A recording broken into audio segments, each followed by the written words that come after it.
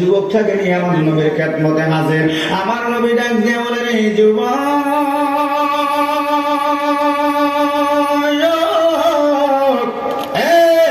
তুমি কেন কান্দো? তোমার কান্নার কারণ কি আমাকে খুলে বলো। তোমার মনে কি কষ্ট, কি দুঃখ, কি যন্ত্রণা আমাকে কইলা বলো। ওই যুবকটার কান্নারও বেড়ে যায়। ডাক দিয়ে বলে, যুবক বলো না কেন কান্দো। ওই যুবকটা ডাক দিয়ে বলে, ইয়া রাসূলুল্লাহ, ইয়া হাবিবাল্লাহ, নবী গো, ও গো মায়ের নবী জি, রাহমাতাল লিল আলামিন, আমি আমার জীবনে অনেক গুনাহ করেছি, অনেক অন্যায় অপরাধ করেছি। আমি আমার নফসের উপর অনেক জুলুম করে পালাইছি। জুরে করনা নাউজুবিল্লাহ। ইয়া রাসূলুল্লাহ, নবী গো, ও মায়ের নবী, আমার মতো গুনাহগার আসমানের নিচে জমিনের উপরে নাই। আমার নবী ডাক দিয়ে বলে, যুবক, তুমি কি এমন গুনাহ করেছো একটু খুলে বলো। এবার আপনাদের কাছে প্রশ্ন, ওই যুবক কি গুনাহ করছে, কি অন্যায় করছে, কি অপরাধ করছে, তার মনে কি যন্ত্রণা, কোন কারণে কাঁদে, আমার নবী জানার ক্ষমতা আছে না নাই? সেই ক্ষমতা দিয়েছেন কে? আল্লাহ দিয়েছেন নবীকে সম্মান। তোমার হিংসায় হবে কি? আল্লাহ দিয়েছে নবীকে সম্মান। কথা বলুন ঠিক কিনা? আল্লাহ দিয়েছে নবীকে সম্মান, তোমার হিংসায় হবে কি?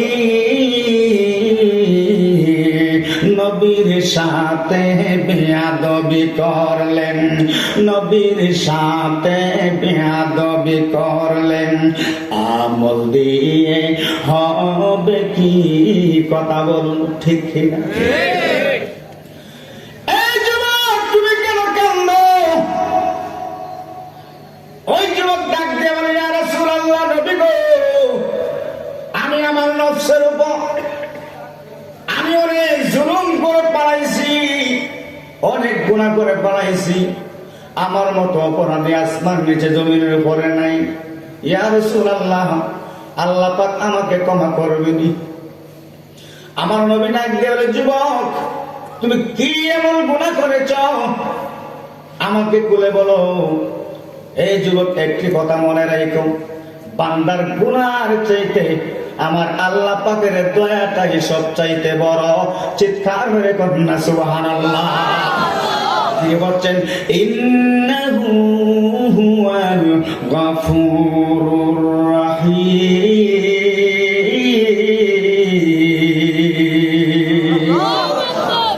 তিনি হচ্ছেন ক্ষমাশীল, বড় দয়াশীল।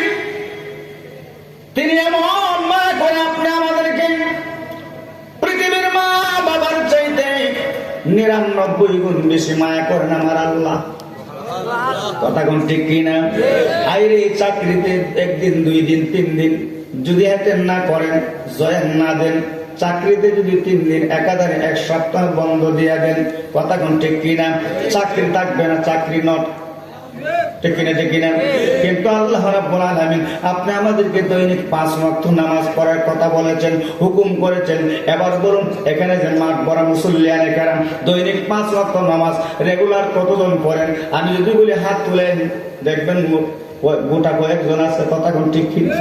সেই জন্য আমি লজ্জা দিতে চাই না বাবারা। আসসালাতু মিফতাহুল জান্নাহ, নামাজ জান্নাতের চাবি। নামাজ পড়তে হবে বাধ্যতামূলক। কথা বলেন ঠিক কিনা? আমার আল্লাহ রাব্বুল আলামিন আমাদেরকে বড় মায়া করে। আমার আল্লাহ পাক নিজ কুদরতি হাতে আপনি আমাদেরকে বানিয়েছেন। জোরে করুন সুবহানাল্লাহ। সেই জন্য আমার আল্লাহ পাক আমাদেরকে বড় মহব্বত করেন। এই জন্য আল্লাহ পাক রব্বুল আলামিনের দরবারে গুনাহ করে তওবা করলে আল্লাহ রব্বুল আলামিন তওবার বিনিময়ে জীবনের গুনাহগুলি maaf করে। জোরে করুন সুবহানাল্লাহ। এবার ডাক দিয়ে বলতেছেন, ইয়া রাসূলুল্লাহ, ইয়া হাবিবাল্লাহ, নবী গো, ও মায়ের নবী গো, আমি জীবনে এমন গুনাহ করছি, আমার মতো গুনাহগার আসমান নিচে জমিনের উপরে নাই। ইয়া রাসূলুল্লাহ, ইয়া হাবিবাল্লাহ, নবী গো, সময়ের অভাবে, টাকার অভাবে আমি করছি কি জানেননি? আমি একটা জঘন্যতম কাজ করি বলে কি? আমি জঘন্যতম কাজটা হচ্ছে আমি রাত্রেবেলা করে কি দিনের বেলা ঘোরাঘুরি করি, দিনের বেলা অবসর থাকি, যখন রাত্র হয়ে যায় আমি কবরস্থানে চলে যাই। কবরস্থানে গিয়ে করে কি জানেননি, কবরের মধ্যে যারা নতুন কবর দিয়ে যায়, নতুন কবর, আপনার এলাকায় মানুষ মারা যায় না, নতুন কবর দেখা ওই কবরের মধ্যে ওই কবরের মাটিগুলো সরায়া ওই নতুন কবরের মধ্যে যে মানুষ রাইকা যায়, লাশ রাইকা যায়, ওই লাশ থেকে আমি করে কি জানেননি, নতুন কাপড় গুলি আইনা আমি বাজারে বিক্রি করি, আমার জীবন চলে দূরে কন্যা বুঝবি। তার চেয়ে তিনি খ্রিস্টতম কাজ আসেনি।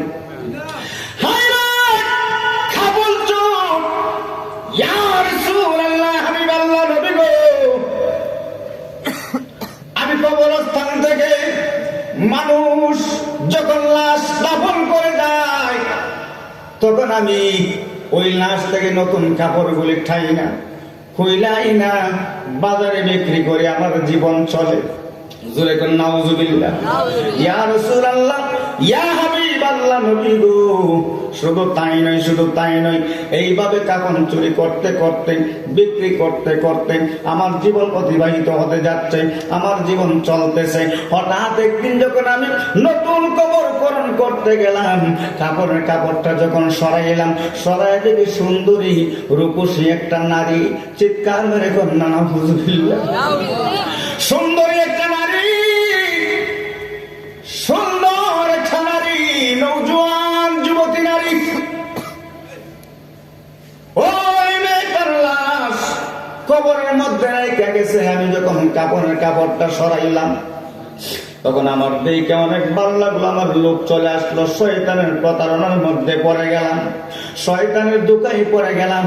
তখন ওই কাপড়টা আমি হাতের মধ্যে নিলাম, নেওয়ার পরে ইয়া রাসূলুল্লাহ, নবী গো, ও মায়ের নবী গো, আমি কাপড়টা যখন হাতের মধ্যে নিলাম, নেওয়ার পরে বুঝছে কি জানেননি, হাতের মধ্যে যখন নিলাম, দুষ্ট শয়তান আমাকে প্রমন্ত্রণা দিতে লাগলো। দূরে কন্যা, শয়তান হচ্ছে আমাদের প্রকাশ, শয়তান হলো মানুষের প্রকাশ্য শত্রু। ইয়া রাসূলুল্লাহ, নবী গো, তখন আমি আমার কাপড়টা হাতের মধ্যে নিলাম, নিয়ে যখন চলে যাব, এমন সময় দুষ্ট শয়তান আমাকে ওসওয়াসা দিতে লাগলেন, আমাকে বলতে লাগলেন, কিরে যুবক, তুমি কি এত সুন্দর যুবতীটাকে কবর রাইখা চলে যাইবা? তুমি কি জিনার কাজে লিপ্ত হইবা না? তুমি কি গুনার কাজে লিপ্ত হইবা না? তোমার কি লোক লাগে না? এবার যখন আমি শয়তানের পাদে পড়ে গেলাম, শয়তানের দুখাই যখন আমি পড়ে গেলাম, শয়তানের দুখাই পড়ে ওই সুন্দরী যুবতী ওই মরা লাশের সাথে আমি জিনার কাজে লিপ্ত হইলাম। জোরে জোরে কর নাউজুবিল্লাহ, আর একটু আওয়াজে কর নাউজুবিল্লাহ। এর চেয়ে নিকৃষ্টতম গুনাহের কাজ হইতে পারে না, এর চেয়ে নিকৃষ্টতম অন্যায় অপরাধের কাজ আর হইতে পারে না। ইয়া রাসূলুল্লাহ, ইয়া হাবিবাল্লাহ, নবী গো, তখন আমি যখন জিনার কাজ সেরে আমি বিদায় হয়ে যাব, কবর থেকে উঠে চলে আসব, এমন সময় আমার কানের মধ্যে একটা শব্দ আসলো, কিরে যুবক, ওই মেয়েটা বলতেছে, এই আল্লাহর নাফরমান বান্দা, দূরে কর না,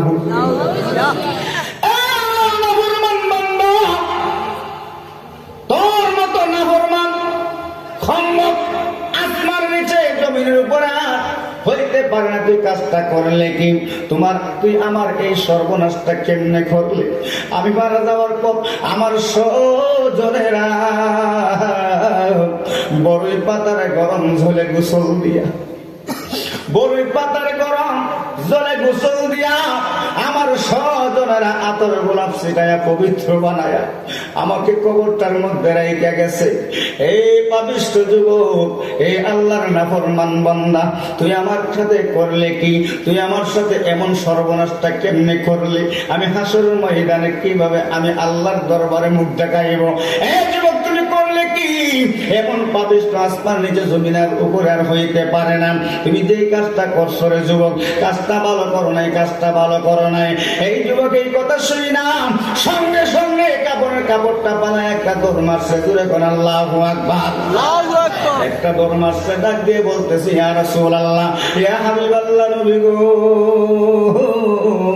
ও মায়ের নবী গো। আমি যখন এই শব্দটা পাইলাম, মেয়েটা আমাকে এমন করে বলতেছে, ইয়া রাসূলুল্লাহ, নবী গো,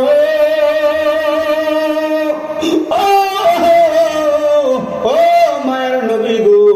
তখন আমার চেঞ্জ ফিরে আসলো, আমার জ্ঞান ফিরে আসলো, আহারি আমি তো আসলে কাজটা জঘন্যতম একটা কাজ করছি। এমন না ফরমানি কাজ আমার দ্বারা কেমনে হইল ইয়া রাসূলুল্লাহ, আমি যে বলতে পারি না। আমি শয়তানের দুকার মধ্যে পড়ে তখন আমি বুঝতে পারলাম তার চাইতে জঘন্যতম অন্যায় অপরাধ গুনাহের কাজ আর হইতে পারে না। আমার মতো গুনাহগার আসমানের নিচে জমিনের উপর আর হইতে পারে না। ইয়া রাসূলুল্লাহ নবী গো, তখন আমি একটা ভয় পাইলাম, ভয়ে আমি একটা দৌড় মারলাম, দৌড় মাইরা এসে আমি রাস্তার কিনারে পড়ে কান্দে। ইয়া রাসূলুল্লাহ নবী গো, ও মায়ের নবী, দয়ার নবী গো, এবার বলুন আল্লাহ রাব্বুল আলামিন আমার এই ধরনের গুনাহ, এই ধরনের পাপ অন্যায় আল্লাহ আমাকে মাফ করবেনি? জোরে কোন আল্লাহু আকবার। ইয়া রাসূলুল্লাহ নবী গো, ও মায়ের নবীজি, আমি যে তোর জুলুম করছি, অন্যায় অপরাধ গুনাহের কাজ করছি, নিজের দেহের উপর নিজের নফসের উপরে তোর জুলুম করছি, আল্লাহ রাব্বুল আলামিন আমাকে মাফ করবে কিনা সেই ভয়ে আমি রাস্তার কিনারায় পরে পরে কাঁদতেছি। জোরে জোরে বলুন আল্লাহু আকবার। আমার নবী ডাক দিয়ে বলে, যুবক, যুবক, তুমি যেই বড় পাপ, যেই বড় অন্যায়, যেই বড় জুলুম, যেই বড় জিনা তুমি করেছো, এমন জিনার কাজ, এমন গুনাহের কাজ আসমানের যে জমিনের উপরে করছে বলে এমন মানুষ আছে বলে আমার জানা নাই। জোরে কোন আল্লাহু আকবার। এই যুবক রে, এই যুবক, তোমার গুনাহ আল্লাহ মাফ করবে না? জোরে কোন, তোমার এই অপরাধ আল্লাহ মাফ করবে না? এবার বলুন আল্লাহ পাক মাফ করতে পারে কি পারে না? আওয়াজে বলুন পারে কি পারে না? এর অর্থ হলো ওই মানুষটা যেন সংশোধন হয়ে যায়। কথা কোন ঠিক কিনা? নিজের ভুল নিজে স্বীকার করতে হলে, নিজের ভুল নিজের গুনাহ যদি নিজে স্বীকার করে, আল্লাহর দরবারে তওবা করে, আল্লাহর দরবারে ক্ষমা চায়, আমার আল্লাহ রাব্বুল আলামিন বলেন তওবাকারীদেরকে আমি আল্লাহ পাক এত ভালোবাসি, হারানো বস্তু, হারানো সম্পদ আমার বান্দা বান্দি পেয়ে যেমন খুশি হয়, তার চাইতে লক্ষ কোটি গুণ বেশি খুশি হয় আমি আল্লাহ। আমার বান্দা বান্দি যখন আমি আল্লাহর দরবারে তওবা করে, চিৎকার করে কন্যা সুবহানাল্লাহ।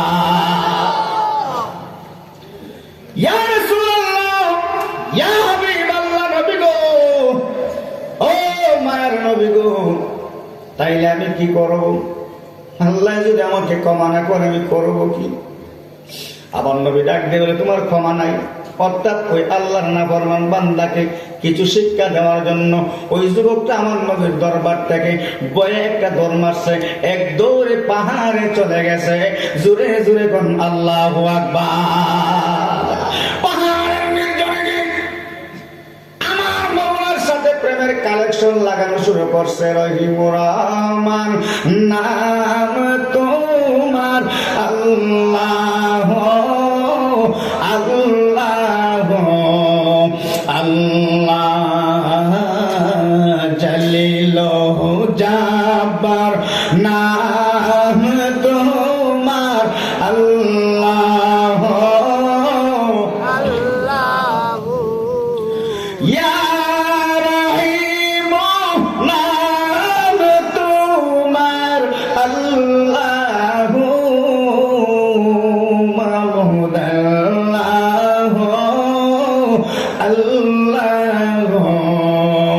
আল্লাহ,